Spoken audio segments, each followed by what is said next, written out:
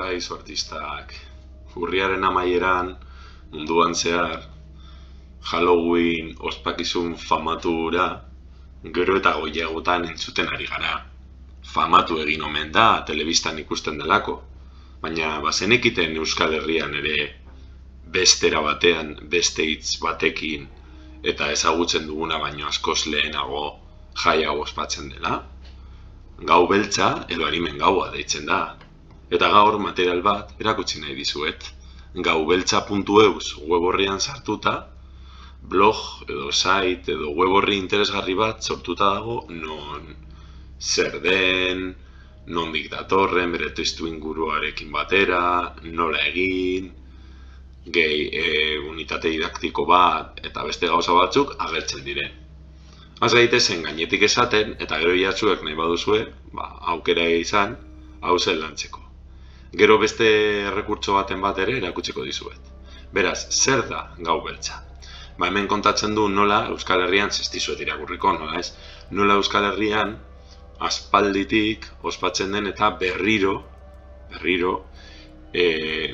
berreskuratzen ari dela edo berriro ospatzen ari dela edo ezagutzera ematen ari direla batzuk.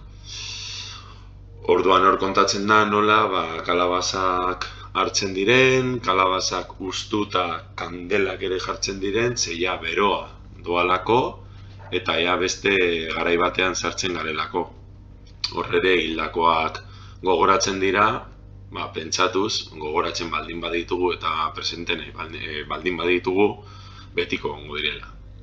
Beraz, hortxe testu ingurua ere azaltzen da, hor komentatzen du, mozorro batzuk, nola egiten diren leku batzuetan, eta herri batzuetako esperientziak ere Aretxabaletan, bideo batzuk ikusten dira, Pasai Donibane, Oiartzunen, Andoainen, Ondarrun, Areatzan, Mutrikun, Ekitxon, Barrakaldon, eta horrela, interesatuta baldin bazaudete ikustea.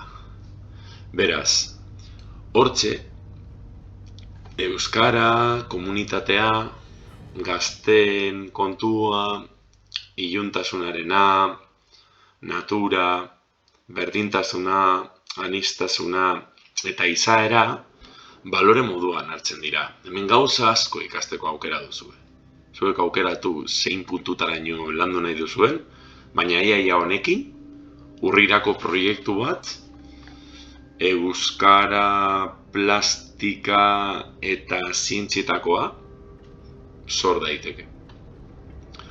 Orduan, orain niri interesatutakoa da zuoi unitate didaktikoa erakustea. Beraz, hemendik deskargatzen da, guazen ara, hemen gaude unitate didaktiko barruan. Beraz, aurkibidean gutxi gora bera zer lantzen den ikusten da. Horra hasieran nik zuoi gainetik azaldutakoa, helburuak ere agertzen dira, eta goazen material interesgarri batzuk ikustera. Beraz, hor azaltzen du, enua berriro, nire dozu irakurri eta ea zelandu. Euskararena berriro, azpimarratzen da, helburuak hor jartzen dira. Ustez, guretzako eta programazio bat, programaketa didaktiko bat egiteko aproposa da. Eta horrezkuntzan, hor abesti batzuk ditugu, lantzeko, non, sanduli manduliki girriki eman gaztainak guri, edo eman gozokiak guri berriro, hor ezaera batzuk agertzen dira, gero animen gaua, pirritz porrotx eta marimototzen beltza da gaua, denok kandelak piztu, gaztainak erre eta kalabazak ustu, izarak jantzi, mamuzarrak berpiztu. Eta hor kanta batzuk, kontakizun baten bat, gero gaztainekin ere zehoz ere egiteko, gaztain tailer baten bat. Gero hemen ere kolorekin jolasteko eta kalabaza bat margozteko.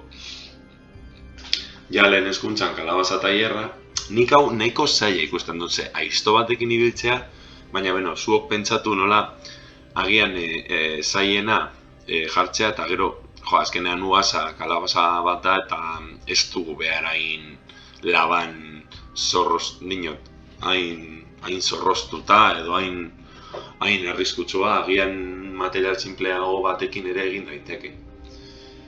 Gero ginkana beldurgarri bat, non hori poliki goiti bera salduta dagoen, eta gero ja beste batzuk.